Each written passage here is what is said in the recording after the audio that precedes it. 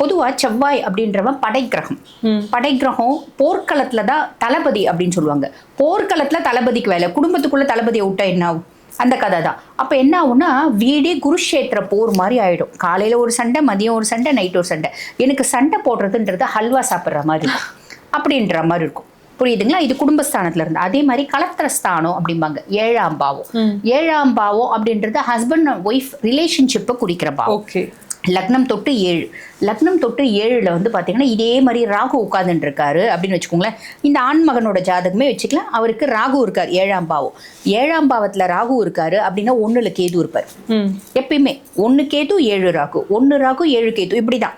அந்த 2, 5, 11 இப்படி காம்பினேஷனில் தான் அவங்க இருப்பாங்க. அப்போ ஜென்மத்தில் கேது இருக்காரு, களத்திரத்தில் 7 இருக்காரு, களத்திரத்தில் 7ஆம் பாவத்தில் ராகு இருக்காரு அப்படின்னா என்ன அர்த்தம்னா இவர் ஒன்று யோசிப்பாரு, அந்த அம்மா அப்படியே மாற்றி செய்யும். எதிர்மறையா இருப்பாங்க.